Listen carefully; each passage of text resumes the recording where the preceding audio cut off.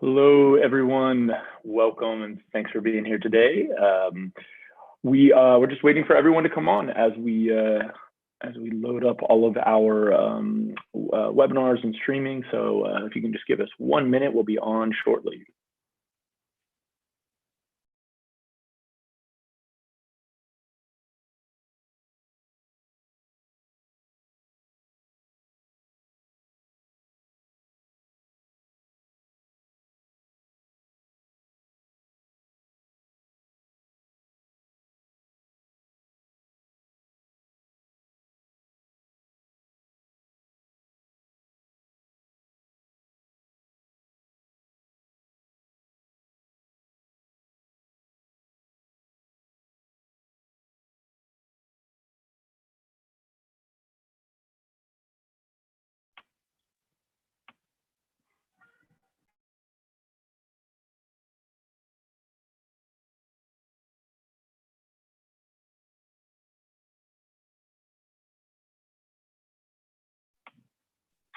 All right. Hello, everyone. It's AJ here from Pro Writing Aid. Thank you so much for joining us today. Let's just make sure that everything is working. So if you can see me and hear me, can you let me know by adding your name and location in the chat box?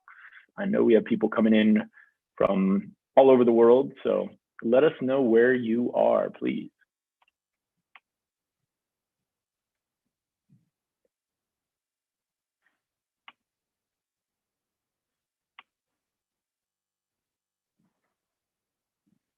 All right. Got someone in Henderson, Nevada. Yeah, so if you're just joining us right now, if you could drop in where you are, and we'll get going shortly. All right, we've got Virginia Beach, Pittsburgh, wonderful. Okay, great. Hello, Tom.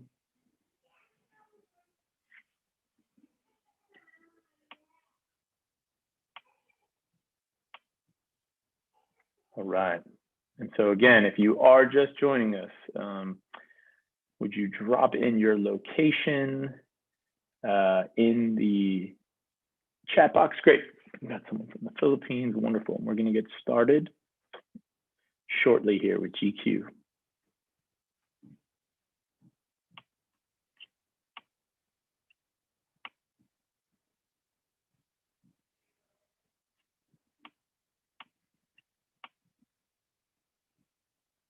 All right, so why don't we start? Thanks everyone so much for being here. And before we begin, I'm going to drop a few links into the chat box for you. And these are the best ways to take part in the Pro Writing Aid community.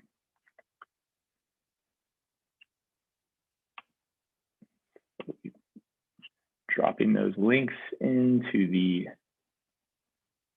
chat box for you. And just so you know, we are recording this session and we'll send you a replay link by email tomorrow. So if you need to sneak away, do not worry. And then a little housekeeping. So at the bottom of your screen, you will see buttons for chat and for Q&A. Please feel free to add your questions using the Q&A button, and it's easier for me to keep track of them there. Another thing to remember is that this webinar will be up on live streams for 24 hours. So, and now I think we're ready to begin. Hi, everyone. I'm AJ from Pro Writing Aid, and thank you for joining us in this customer service webinar. I'm a product strategist at Pro Writing Aid, and today I'm talking with GQ Fu, a customer service thought leader and CEO of LTVplus. LTVplus is a forward-thinking player in the customer service world in providing world-class customer service outsourcing for e-commerce brands. GQ, thanks so much for being here today. Hey, really glad to be here. Thanks for having me, AJ. Yeah. So why don't we start off? Tell us a little bit about yourself. Yeah, sure. So as you've already mentioned, I'm the CEO and co-founder here at LTVplus. And, at LTVplus, we provide customer service outsourcing services. I guess a little bit of background, we've been in the market for about slightly over 3 years. We started early in 2017, early 2018. And what made us get started in customer service was really, my personal background. I started off in tech as a customer success manager, a junior Mm, CSM, and I've been working in the tech companies and SaaS businesses for about over 2 years before we started to do this. Funny enough, I met my current partner and friend David at the outsourcing forum in India, where I'm based sometimes, and we decided, we wanted to bring the concept of we worked a lot with remote staff for our own businesses, and mm, we wanted to bring that together and offer that through customer service outsourcing, which is something that we're really passionate about. We started off with a customer success driven approach, and we still do. But then we realized that a lot of our clientele that were coming in were very focused on e-commerce and SaaS, and we're like, okay, cool, let's just focus on that. And so really, at the end of it, with LTV Plus, our goal is we want to get like 10,000 people work all over the world and just bring the joys of remote work to everyone all over the globe. Yeah. okay. Well, very interesting. And tell us a little bit about LTV's process. Yeah, sure. What's it like? What's it like when a client works with you?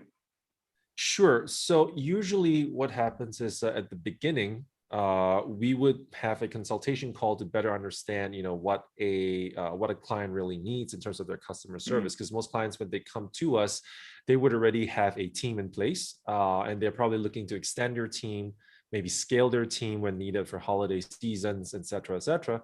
So we would have a consultation call, and then once that's done and they decide, hey, this is the initial team that we want to build with LTV Plus and start from mm, there. We would basically go on to an onboarding phase where we start to, collect all the information about the brands, about their products, their SOPs, their processes, and at the same time start sourcing for agents that are mm, relevant, or rather that are passionate about the brands that they're going to be supporting. So for example, if you're supporting a fashion brand, we'd probably be looking for agents who have experience in, supporting fashion brands, or they're also obviously, passionate about the industry as well. And so from there, mm, that takes about 2 to 4 weeks. We have a we also build the training part of it.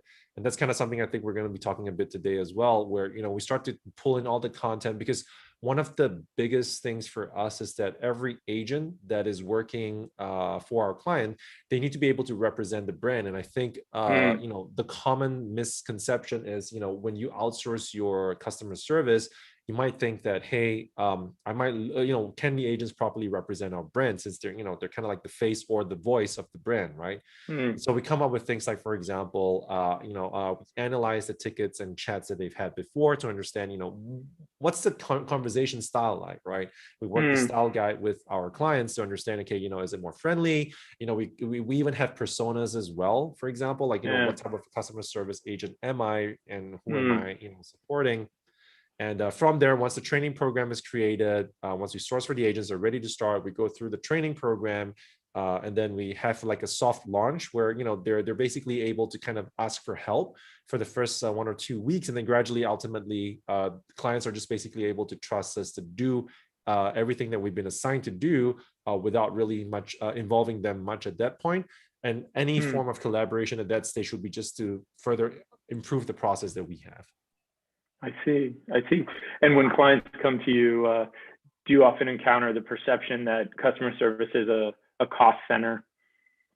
Yeah, And that's kind of, we do get that. Like sometimes people wonder, like, first of all, I think that maybe the common conception is like, the common understanding is like, if they're looking to outsource, they're looking to reduce their costs, mm, ultimately from the beginning, right? But hmm, these days, you'll be like, that perspective is really shifting a lot, and you'll see that a lot more companies are looking towards, hey, we're more keen we're more keen on hiring people that are, or rather outsourcing to agencies that can properly represent them. So, there's the misconception sometimes where it's like, hey, if I outsource it offshore, let's say from the US and offshore, they hmm, might lose the quality. And so brands are actually opting to outsource onshore as well in the US.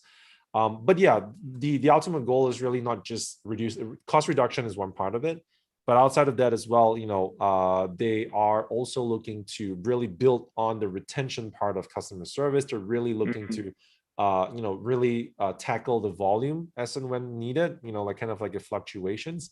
So I guess in that sense, it kind of counteracts the they look at outsourcing as a way to reduce their costs in many different ways. And in some ways, the view is that customer service could be a profit center. Is that right? Yeah, that's correct. And how would you make the case to clients that it can be a profit center? Well, so this would be we can break this down into a few different areas. So, with what we can do with customer service, right? So, one aspect of that is, understanding, do you have enough coverage to address pre-sales inquiries, right? So, Mm-hmm. like sometimes the idea is like, okay, hey, if I have to enhance my coverage, it's actually going to cost me more money, but that's not necessarily true. If you do have, for example, a pre-sales team that's set up in place, well trained to basically help customers that come to your site pick the right products, because we're Mm, looking at a lifetime value. We're not just looking to sell, but we want to sell the right. right products, and that also creates the opportunity to connect. Say, let's say if I'm buying, like jeans, right, and maybe I have matching Mm-hmm. accessories that go with it that would work well. That's an example right there. Or if I'm buying eco-friendly, like body soap bars, for example, and I'm looking for a full kit. Could I, as an agent, recommend these different types that might be good for my skin, right? So by Mm, having a really well-trained pre-sales team in place, and you can cover the actual coverage needed because your customers are, let's say, international, or even just in the US, you'd mm, automatically unlock more sales opportunities as a result. right. Okay. And it's interesting because that's become even bigger during COVID, right? For whether you had a brick and mortar store or not, during COVID, essentially everyone became a digital retailer. So Yeah. what have you seen over the past year with the pandemic and customer service? Well, well, first of all, I think we've seen kind of both ends of the spectrum. Thankfully, it's more of the positive side. So on the Mm, negative side, we have seen certain verticals or certain stores get badly affected by COVID, but I think it's more of what kind of products they're selling that might or might not be mm, needed at that stage initially, especially. But it has forced a lot of brands to pivot, which is also a good thing in a way, because it kind of gives, like brands before might not have thought about certain ways of selling their product or positioning it better, mm, so they kind of challenge that. But from the customer service perspective, and what we've seen is a lot of businesses have actually doubled or tripled pretty quickly over last year, because everyone started shopping online due to the right. lockdowns, due to quarantine. So shipping times have like gone up tremendously. Like, let's say if it used to be like even 7 days, it could go up to almost a month, for the initial Mm, part of it, and depending on where your supplier is based. And so customer service itself had to scale really fast as well. mm, Like with and depending on the customers that you're serving, it's just really expanding pretty quickly, and we've had to. I think there was even if I recall correctly, one of our clients where we had to pretty much double or triple their team within a matter of weeks because of the amount of volume wow. they're getting. But the good news is that it is kind of tapering off today. As of today, Mm, like that initial search has kind of died down a little bit.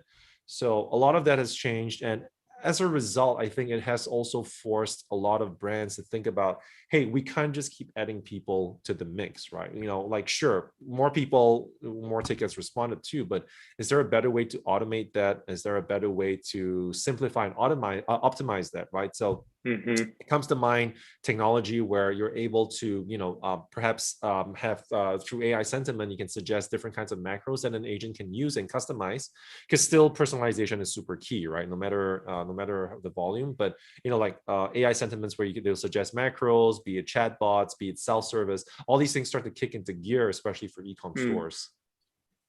Well, can you speak more to that about personalization and scripting and this idea that how do you balance sort of the speed of scripts and the automated and the standardization with the personalization? Sure. So I think in the case of, when let's just say it's all normal, like you don't get a Mm, crazy amount of tickets and it's comfortable for agents. the general, and I think this actually applies to most of our clients as well. The first go-to, it's like write the message as if like you're doing it for the first time kind of thing. So obviously we want to increase the productivity, but once you Mm, have the initial template, the template is pretty free form in the sense of like in a macro, you would have, for example, the script, the response or the can response, but there are a lot of customizable fields. Like, mm, we can pull upon like simple things like their first name and blah, but it's also like adding in little snippets where, let's say, hey, thanks for ordering it from us the seventh time or something like that, right? So that, mm, oh wow, these guys are actually keeping track of us. Like, well, not tracking it. That sounds a little bit too much, but more like, hey, these guys actually know that we're shopping with them, and we have even maybe different kinds of experiences based on say how long and how loyal a customer is with the brand, because you have loyalty programs, right? And so one mm, of the things that comes to mind is like, if for example, I've been shopping with your brand for like quite almost 6 months or a year now, and you kind of understand my preferences, and we take it as a subscriptions brand, for example, right? mm, Simple things like customer service that could be doing as a step up is to, hey, okay, I know that you're subscribed for this flavor of coffee, you're getting 4 packs, or like 4 packs per month. Hey, we have this new flavor that comes out that I think you might like based on what you've ordered mm. before. Do you want to try it out? I can send you some free samplers. These are things that Yeah. like besides just processing the order and just saying, okay, whatever, but you could an agent could step up and do that. And so with the scripts that we have, that's helpful in the high volume state, and of course a little bit of customization. But on top of that, it's also understanding behind what can I as an agent do to make a customer happy today. And of course, Mm, on top of that, the personalization piece, we just there's the automation piece, which I've shared as well, and that is to simplify the workload. It's to attach different kinds of actions that could be taken without having the agent to click that, right? So because once you mm, set that in place, it's pretty much okay. mm. Yeah, I think that's kind of helping strike like with the speed part of it, and also striking with the level of personalization without affecting it too much. Yeah. It seems to me too, in what everything that you're saying, that training of the agents is really big. Yeah. And so I'm interested in hearing, how do you kind of surface the the company's brand and the kind of brand DNA, and then how do you get agents on board with that to kind of speak through that brand DNA as a customer service agent? Sure. So this goes back to so we believe in selecting the right people from the beginning. I think this is applicable Mm, to any business, right? But this is also more actually even more true for customer service, because today, and I think we were talking about this pre-show before. You were talking about, I think, shopping at Nike, for example. mm-hmm, I had a chance to speak with someone who used to work on HR stuff for Nike before, and what they were doing was to have they were basically helping people who were interested in looking for work at Nike, for example. They were looking for people who are like Nike advocates already, right? They're like, so Nike yeah, advocates really looking for work. And so when mm, we look for people from the beginning, it's so super crucial to look for someone who already is, let's just say, the ideal customer, because it's kind of uh, better for an ideal customer to speak with an ideal customer, right? So that's kind of like the initial idea. So we look for that person there, and then when it comes to so that in itself would already help, because a lot of it is like when agents have to think on the fly, sometimes it's not the training that matters. It's the training right. matters, of course, but what people helps people is the innate personality and nature.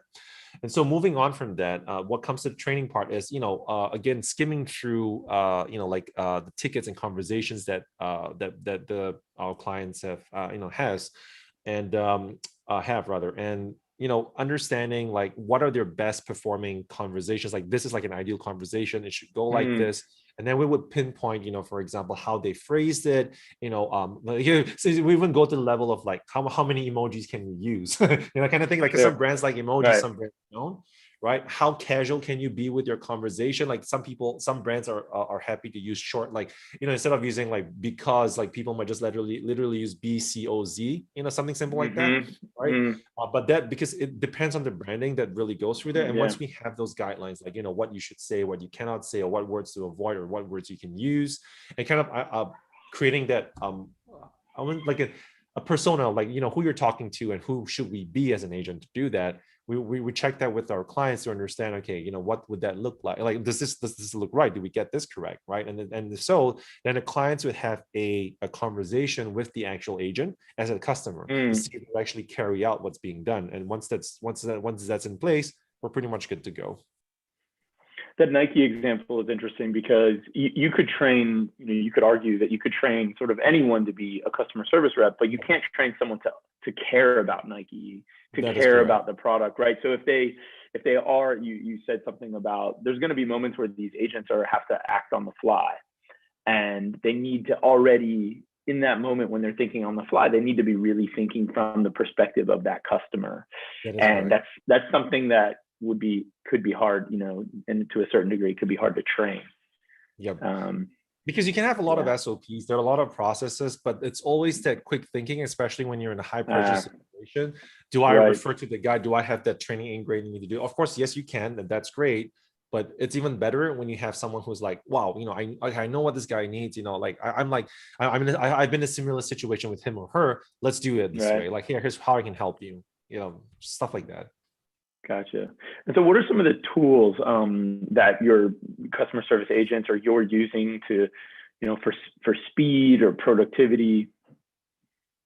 So a lot of the features that we use are native in the help desks that we support. So we support a wide variety: Zendesk, Gorgeous, ReAmaze, live chat, you name it. So we're pretty familiar with all these different platforms. And it's understanding what's the use case, where do we, for example, like live chat, where do we want to trigger a proactive chat pop-up, used appropriately, of course, to get more conversations from more sales. How do we trigger in the macros? What's the sequence of macros? Because every single client has a different process in the way they want to run their returns. So they want to run, certain ways of tagging their tickets, et cetera, et cetera. So it's a wide variety. So a lot of the features are native in there. But I would say, when it comes to the conversation piece itself, because everyone that we hire is already fluent in English, but as an additional check, we do use, so a little bit weird to say this, but we do use Grammarly right now. So what? Kind of help. No. But yeah, so we're using that app, but yeah, we're using an app to, like, a spell checker kind of to verify that. Because even I use like something like that to make sure that I don't screw up in a way. Right, and we're going to do a trial of pro writing with LTVplus. So thank you, thanks for that. Yeah, I just realized when I said that, I was like, okay, yeah, but anyway. Well, and so like, tell me about. Can you talk a little bit more to this idea of just good writing in the customer service space? What does that look like? And if you could get down to sort of like maybe even the sentence level, what do you think good writing looks like in customer service? Good writing looks like, I think, a majority of the brands that we support, good writing is something conversational and friendly and very, I want to say very personal. That's a little bit too deep, but personal enough. Because how it feels like as a customer when you get it, like a formal email, like, hi, hi, Mr. Blah, or like, hey, John, for example, and thank you so much for blah, blah, blah, blah. And it sounds like when it's too structured and too formal, it becomes very rigid. And so it feels cold as a result. So a lot of our clients opt for a more warmer approach where it's more conversational. And funny enough, sometimes, obviously great writing involves no errors, but in a chat conversation, or not email tickets, but in a chat conversation, for example, we do let typos go through because people understand it's not scripted, right? This is not a chat bot. This is a live person talking to you, and I deliberately sometimes people deliberately make errors. So this guy's like real, right? Because sometimes it gets a little bit blurred where people think like, oh, I'm chatting with this person, but is this person a chat bot? Because some bots are pretty smart these days where they're like, hey, my name is John, but like I'm actually a bot, but you don't know, and I don't tell you that, right?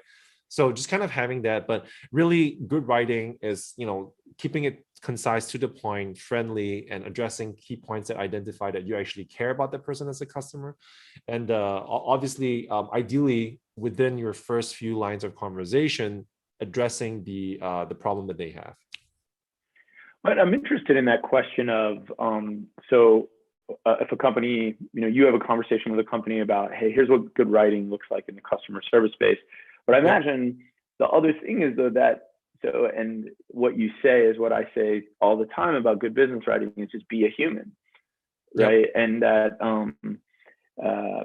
and so how do you talk to brands about, here's good writing in the customer service space, and how might that, what might that good writing look like across all the other conversational moments that a customer has with a brand, whether it's on the website, whether it's in the process of buying a product. Do you try to kind of link, so that there's a sort of consistency that if I'm buying a product and then at some point I need customer service, that I still feel like I'm having a coherent experience with this particular brand?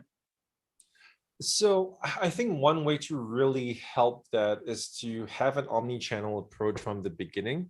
So let's just say we take the customer service aspect, right, where you have pre-sales, you have post-sales in a simplified manner. So if I were to chat with you today over a live chat, for example, and there's that conversation, and then I were to jump onto Facebook, right, to have a conversation. Maybe I give a phone call, or I give an email, right? So yes, I think one thing to take note is that most, like, the writing definitely changes per channel because of the speed of it, what people are expecting, right? And like an SMS response would not be the same as an email response. However, as you said, how do we maintain that? How do we maintain that brand voice through all of it? Well, first of all, the team behind it is actually able to support them across all the channels, right? That's the ideal situation. So you do not have that breakage. And more importantly, a lot of what happens as well is in that help desk, you would have the history of your customer, ideally, where you would see, okay, hey, this person contacted us on Monday with this person contacted us on Friday with that. And so picking up that context from the beginning, like, hey, John, I know that you called us in on Monday. No worries, your order has been shipped out, stuff like that. So like that naturally connects the dots, right? It's not even just the writing piece, but actually the how you connect and personalize everything together. Yeah. And that kind of question of how do you link everything, can you speak a little bit to the ways that customer service has sometimes been a little bit siloed or isolated, and what are the implications of that? Sure. Okay, I can think of one which I think I've shared with you before, actually, and that is so what happened was we were so customer service, like in this particular company, was like let's just say a little bit more separate from marketing. So we've been getting a lot of there's just been a lot of updates going on with a lot of feedback that we've been getting from for the team, and also marketing side of things. They maintain the site, for example, so CS does not necessarily update the site or has access to the FAQs on the landing page. As a result, there were quite a bit of changes in terms of the promos and what people wanted, that the FAQs were kind of forgotten, and we couldn't, as customer service team members, update the FAQs. And so that was a good example where, if you would involve at least a key team members from CS, you would understand that there has to be a consistent messaging across and a consistent self-help, if you will, like consistent messaging and self-help across the board. Because if you have your CS team connected to not just your knowledge base, but also a little bit of providing the feedback into your marketing messages of what people want, your team, and I think this is obviously gradually changing. People would better understand what customers want and can adapt their business, or rather the products that they're selling, the messaging that they're having better to their customers as a result. So good customer service, in a way, it's a really good way to get a lot of information versus viewing it as hey, it's something there to just support customers and we kind of forget about it, right? Like, not forget about it, but like, let's just help customers and call it a day post sales, right? But rather, what are customers talking about? And so that kind of even goes into how you would tag and segment data that you're getting from your tickets, from your chats, that would help people learn better. And so yeah, I think there's that shift, but it could definitely be better applied across more brands. Yeah, I think that's interesting, because we recently spoke to a customer service manager who really had a two-way conversation with other teams at her organization. And that's so cool. Yeah, and I mean, I'd even go so far as to say that CS could be involved with product discovery and innovation. Yes. And so have you seen any examples of that, maybe where your customer service ultimately said, you know what, I'm seeing this, and I think if we did that, that could be a really helpful feature. Any experience with that? Oh yeah. In fact, the first one I can think of is when we run failed payment recoveries. So what happens with SaaS, like, you have a lot of like involuntary churn, right? So like that's a good amount that sometimes businesses tend to forget without collecting. Okay, let's just say collecting without recovering. So what happens is, like, when we do call up or contact customers that are sort of involuntarily churning, we do always ask for feedback, right? And so we Mhm. basically combine everything together to understand, okay, why, if someone is actually deliberately churning, why are they churning? And so that's a Mm. good time to get them, because sometimes people, you send surveys out, it sort of works, but depending on the incentive and depending on whether a customer feels like doing it. But once you have someone on the phone or you're having an active conversation, it's a lot easier to actually get that feedback at that point, because you're kind of either offering to do something to help them resolve it and so they're in a better place or not, but you can kind of get like good product feedback at that stage. And I think there was once where we, for example, during COVID, right, and we had seen a decrease, or rather a lot of failed payments happening for a particular client. A majority of that, what do you call it? A majority of those responses of why people were churning was due to COVID, because of people couldn't afford this Mm. product anymore. And so we took that back and we Mhm. shared that with our client, and so they had to figure out, what was a better way to pivot this so that that we could either keep the clients, keep the customers, or do something else. And one of the things that came out from that was to basically offer to pause your account till they were in a better Mm. financial state to actually come back to use the product. So Mm. different ways of doing that. But I think that's one good example I can think of. Yeah, it also makes me think of how expensive user research can be. And Yeah. if you already have, if you can almost conduct this user research without having to pay for it, even how invaluable and how, kind of profitable that can be. Yep. Um, it's a really cool way of thinking about CS. Oh yeah, definitely, definitely. And in fact, there were we there are more and more tools on the market where they're able to segment. So they're basically able to kind of understand the sentiment of all the tickets that you're having, kind of what people are talking about, Mm. and creating word clouds. What's the majority of this? And because tagging is all obviously it does take time when it comes to tickets and chats, Yeah. and you can set macros and all that. But even then, that's Right. still, how do you get granular? How do you understand that this is actually a trend that's happening, but maybe the agents might not have seen it or tagged it as it should have been, right? And so I think there's already just so much user research being done through the conversations. It's just a matter of how do you contextualize it? How do you what tech do you have to implement to quickly draw upon those insights? Right. Right. It also makes me think of earlier you mentioned survey versus phone calls, and the Yeah, idea, that I always think is that a phone call, what it enables is the deeper why questions, right? So on yeah, a survey, you might be able to get some sort of kind of surface level what's going on, yeah. those phone calls are really about why. And does LTV plus, are you involved with that at all, or are you just saying this is a practice that we recommend to clients?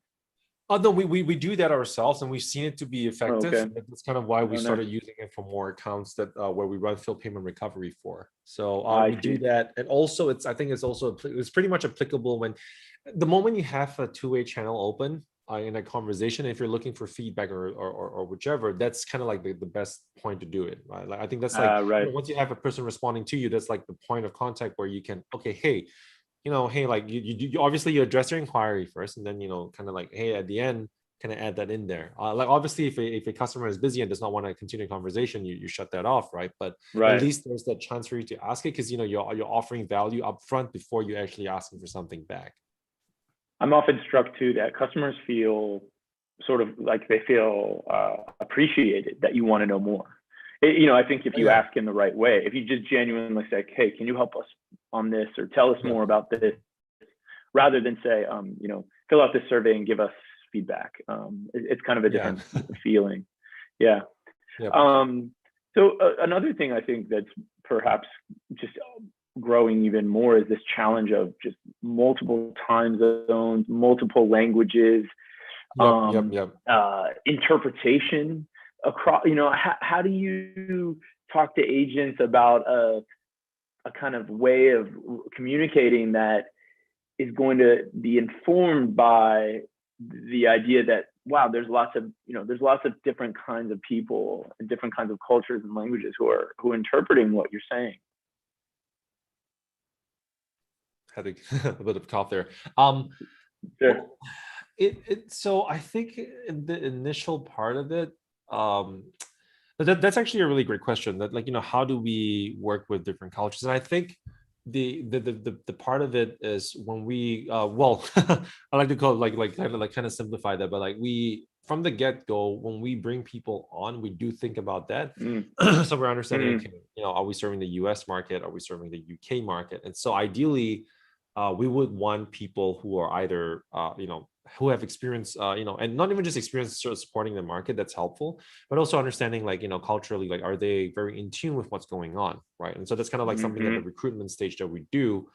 Outside of that, it's also understanding whether they whether we're getting people who are possibly from there, but they're living somewhere else, right? So, and then you build teams based on that, right? So, like, for example, if you're supporting 3 different countries, let's just say, we have an English-speaking market, let's just say the UK market, German-speaking market, French, and Italian, right? So you would probably consider people who are maybe bilingual or even ideally trilingual to kind of support specific languages, because they already not only do they already know the language, but they also understand the culture as a result, because they are learning the language. And ideally people who have actually even worked there before, lived there before, or they're from there, right? And so you break these down into different teams, and so that way naturally their writing would be more attuned to kind of like what's going on locally, versus just kind of like what do you call that, versus just like someone just like kind of just using very formal form of communication. But I think the other thing as well is that sometimes it's partially unavoidable, because when we think about, again, customer service as a profit center, we do our best to combine people's strengths together. So like there will be situations where maybe the person is fluent in the language but may not be completely in tune with the culture. And so there would be, for example, guides, right? For example, if you're talking with someone from like there are certain specific words you don't use, or like understanding that, okay, for example, right. like that the product colors, like in certain countries, might be considered bad luck, some stuff like that. So interesting. Yeah. That's kind of diving a little bit deeper into that, but just having those like do not do this, or do not recommend this for each different country, right, that you're speaking with, because the last thing you would want to do is to offend someone, like somewhere across cultures. Yeah, because I think it's a really interesting challenge, because if the goal is to be human, and if you're having a conversation with a customer, in a way, the more human that conversation feels, the more the customer is going to feel affinity for the brand.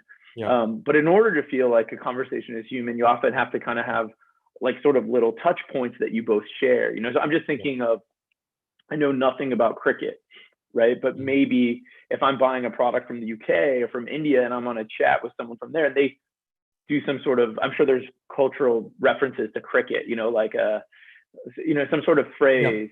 Whereas, and in the United States, we'll say, we'll often use sports references all the time, maybe like a American football reference or something like that. And that's just, again, not a way of misunderstanding someone else's culture, but just your own way of trying to connect with someone. And so I just think it's an interesting kind of open question of how we do that. No, for sure. And I think we do our best to kind of accommodate that as well. Like, and I said, I think at from the get-go, it really depends on who you're bringing on from the beginning. But I would say, like, if I had to think about this, this is something that I don't think we've necessarily done yet, but on this topic, what could be really interesting is having kind of like an immersion course, perhaps, that would help people understand, like, what are the typical things that people talk about. And this goes back to the training program and depends on whether you want this to be a part of your as a module in that program, right? Like, if the cultural references are pretty strong when it comes to, because one thing that we've realized is that as much as people bring that up, you'll notice that when people are chatting with you, they're more concerned about kind of like the interaction with the brand, and not necessarily unless there's like the very so, like, let's say this, like, let's say I know this agent from this brand for the longest time, and we're somehow exchanging a lot of conversations, and you kind of get to the deeper level, then yes, I think that kind of happens. In fact, it kind of gave me a really interesting story that I remembered. I was chatting with a friend of mine where I think there was an instance. I'm not sure the brand. I'm not sure if it's Zappos or not. But what happened was there's this brand that's really well known for its customer service, and they leave their phone lines on 24/7. And so a Mm, customer can even call in sometimes to just have a chat, just because they needed to chat with someone.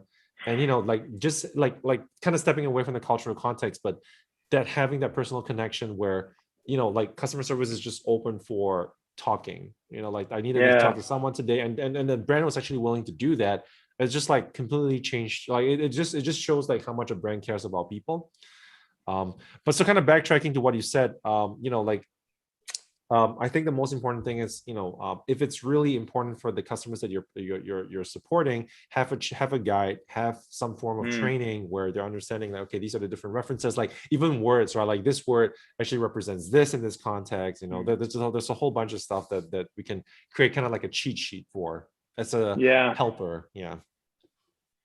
Speaking to that idea of that's so cool to think about, or a company that says, well, we've got this open phone line, and I'm sure there's people who, if like companies like Apple or Nike that people often get really devoted to, I'm sure that sometimes what they would love to do is just talk shop, like, hey, Oh I yeah. noticed 5 years ago you had this product, and recently you brought out a product and it has this feature that's, and they just don't have anyone to talk shop to. So that would be really interesting. Oh But yeah. on that note, who are some companies that you think are just nailing customer service, who are just doing really great jobs with customer service? So I would, well, I think like, there's a whole way to orchestrate the experience, but I will probably just like suggest the little things I'd rather share the little things that brands are doing that I think goes a long way. Mm, So one of the brands that I came across in an article, there are two or three that I've seen actually was, I think there was a story shared about Rackspace. And so what was happening was Rackspace was providing a troubleshooting session, right? And so during the session it was super long, and what would happen was, I think the customer had mentioned to the staff that, hey, she's hungry right now, while you're like, maybe it's a casual kind of conversation part, like, we're talking about just having like a fun exchange while having the troubleshooting session. But what happened was the Rackspace person actually ordered a pizza for that person. Like amazing, just something simple like amazing. that. It's like, wow, that's crazy. That's like, you're taking that step further to ensure that your customer is comfortable. Well, you understand that this process is lengthy, but hey, I'm going to make you as comfy as possible. And I think a lot of the, like, let's just say physical realm best practices are also applicable online, right? If you're in the middle of like a troubleshooting session over a computer and whatever, right? And then there was another one as well where it's and I think this is something that brands could do more of, because most of the times most brands don't do this, I think, so far. But like, if you're experiencing shipping delays, besides sending out Mm, like, sometimes people don't necessarily address that unless like they put it on their site, they send a mass email, great. But on top of that, you could also offer something where it's like, hey, there's the shipping delays happening, we've seen it, and you react to it really fast. And then I think there's a brand called Yumble, and what they did was they offered like the email customers immediately, and they even offered like credit on top of that to make up for the delay, because time, mm, everyone values time, right? So yeah, I think those are really interesting notes. And I think another one that I found as well was this one might be I'm not sure if you're familiar with this, but I think it's TWT. I'm not sure if you know them, but what they did was they add a lot of interesting notes to the gift packs that they're sending out. So it's like, again, going back to the building that rapport, where it's like, hey, this is like your 100th order, or like 50th order, or 20th order with us. Here's a little something or whatever. It might sound automated, but it goes a long way. And even then, if you can include like a personal note where it's handwritten, that takes it a yeah, step further, right? So yeah. I love that pizza one. And it makes me think though that if enough people hear about it, then someone will just get on the troubleshooting call, and then at a certain point be like, oh, I'm really quite hungry. I don't know about you. Yeah. Oh, and actually, it's funny. I love pizza. And then they're like, when are you going to order me the pizza? No, but I really love that idea, though. I think it's like, I think that's a small, thoughtful investment that probably has a big return. Definitely. And it's the same what you just said too. I think that idea of, and this is not so much like customer service chat, but I recently ordered something from a guy who's just producing like small batch his own retail clothes stuff, and he Mhm. threw in a pair of socks, in Oh, addition, there you and it was go. just that like, And then I think it's exactly what you're talking about, like with the shipping delay, maybe, hey, we realize, this is a bummer that it's taken a while. Here's something just to keep, just to say we appreciate you. And yeah, it's interesting. I think that's that kind of stuff is that sort of, there's the table stakes, I'm sure, with customer service, right? Like here's just the basics that you got to do. But if you really want to go to that next level, you're just going to have to be thinking a little bit more creatively. Oh yeah, for sure, for sure. And because the thing is, like, look, I think like when you think about the overall customer experience from the customer service side of things, when you're supporting customers, right? So sure, you can have a chatbot where people, if they decide they want to do self-service, they can work with the chatbot. Where's my order? They want efficiency, great. But you're creating a multitude of experiences for different types of customers on your site, and I think the more that you're able to offer it, well, within reason, so that you don't confuse people, but rather you give me a way for me to choose the experience that I have with the customer, with your brand. I think that's really powerful, right? Because like, for example, I'm the type of person where I hate talking to people for whatever reason, right? And I decide I want to get information myself. If you have a self-service knowledge base and FAQ, great. That for me is great customer service right there, a great customer experience, and I don't have to lift a finger to type to someone, right? I just need to search, find my answer, buy, and go. But if I'm someone who's like highly engaged, and especially when it comes to luxury products, if you're buying, let's say if you're shopping for your engagement ring online, right? And like, you want to have that very high touch conversation, and your team members must be ready to do that, and they must have the product knowledge behind it. And it's not just like not make it transactional. Yeah. That's an interesting point. I feel like the engagement ring is an interesting example of a product that is not, that you really don't want to feel. Hey, I want that one and go. Exactly. Like you really don't. You're probably spending a lot of money, I'm assuming, and you don't want it to feel like you're just ordering, a replacement light bulb or something like that. Like you really want to feel as a customer that they get what you're experiencing. Yep. Yeah, and I think to your point earlier, a lot of this is about retention, right? And it's a lot easier to keep someone than it is to get someone new, get a new user or customer. So this is where CS is so huge.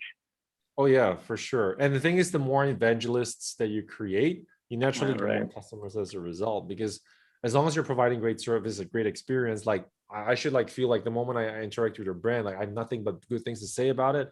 Like word of mouth gets around really quick. Sure, obviously, you're spending money on acquisition, but the retention piece is so crucial, because you don't want to plug a so-called leaking bucket, right? No, sorry, you want to just like pour water into a leaking bucket. Yeah.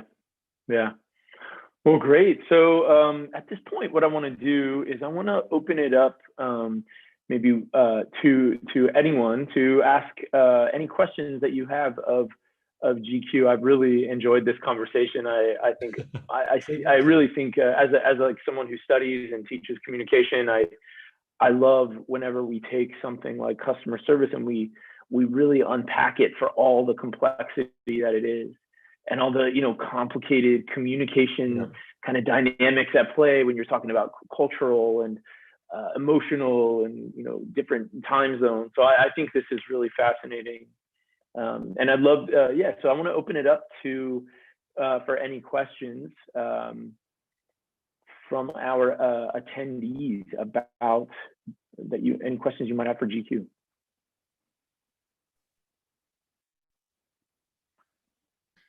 Just while we're waiting for that, I think like like seeing how we've come like so far with tech today, like a tool like even like Pro Writing Aids app, it's just amazing because it really helps a lot of businesses consider working with remote staff even more so, because sometimes, like, even let's say if you're not necessarily a native English speaker, but you have a great command of English, but sometimes even native speakers and non-native speakers make little simple mistakes sometimes, when you're typing it too quick and all that. I think just having like an app like Pro Writing, it just really helps a lot more people deliver great writing across not even just customer service, but in general, like, in responses to emails, internal work, presenting yourself professionally. That's super amazing to see where tech is today. Yeah. But that's really cool for you to say. And I clearly agree. And I think the other thing I feel pretty strongly about a tool like Pro Writing Aid is that we tend to sometimes think of these as fixes, right? We're just fixing. But what really happens over time is that when you get something like Pro Writing Aid, you're investing in your entire communicative knowledge. You literally change as a writer the more that you use these tools. And I think like you literally start as you like with Pro Writing Aid, for example, as you accept more changes, you then the next time you go to write, you start to think along those lines of those changes that you've made. And then rather than say, oh, well, Pro Writing Aid has taught me and now I'm done, you actually go, I'm ready for the next level, like a next level of really great writing. Because, kind of like what I always say is, you never perfect your communication. You're going to be 80, 90, 100 years old, however, and you're still going to be making writing mistakes, right? No matter how good of a writer you are. And so I think that's the cool thing with a tool like Pro Writing Aid, is that it's really about learning and not simply just fixing.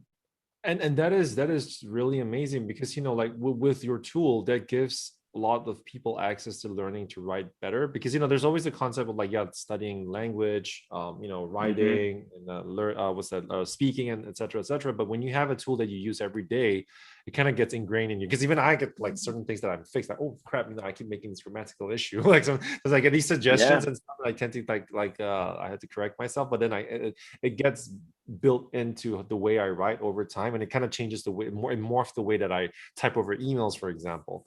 And I think outside of that, it's also just really making it super efficient, right? Because you can populate the words that you use over time very quickly. And it kind of reminds me of how Google I think it's almost a year or so now that they've implemented the smart replies, that they just kind of come through and it's just like, wow, holy crap. It's just like, how do you make it more efficient but also personal, because it's learning based on your writing. So anyway, just wanted to share that, because it just came across my mind. No, and you brought up something earlier. You actually called it you said something about snippets in the macros, I think, or the scripts. And we actually have a feature that's called a snippet, which is you can quickly finish out, get out a sentence that you use all the time, with your writing. And that's another way of maintaining brand voice across different agents and different contexts. So yes. Well, cool. So I just want to quick reminder for everyone that this live stream will be up for 24 hours. But if you want a recording, you can email us at hello@prowritingaid.com. So that's just HELLO@prowritingaid.com. And with GQ interview, the subject line, and we'll make sure to get this recording to you. GQ, thanks so much for being here. This was thank you so much. Kind of fun talking to you. I think LTVplus is really doing fascinating work, and I truly think at the core of it, is this idea of just empathy and understanding and making customer service more human, because everybody everybody wins when that's the case. So.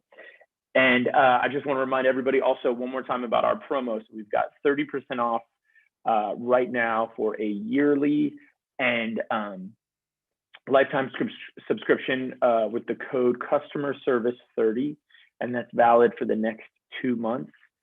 And GQ, I think your team has a promo as well.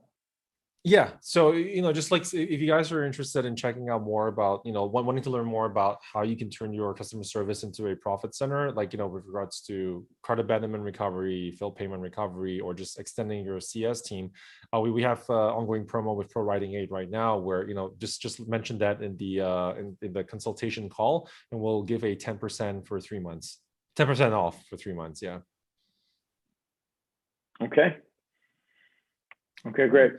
Yeah. Cool. And I guess if anyone has any further questions anyway, just feel free to hit me up on LinkedIn. I'm fairly active there. Just look for GQ LTVplus. I think you'll be able to find me. So happy to take questions outside of this webinar as well. Okay, great. And then we do have events next week as well. So we've got on June 3rd, we'll be doing Crack Your Customer Service Code, and also we've got a customer service automation webinar around how to improve customer and employee experience. So we're really having a lot of conversations and discussions around customer service these next few weeks. And so we hope all of you join us. So thanks again, GQ. All right. Thanks a lot, AJ. You have a great rest of your morning. All right. You as well. Take care. Bye. And thanks See you. everyone for joining.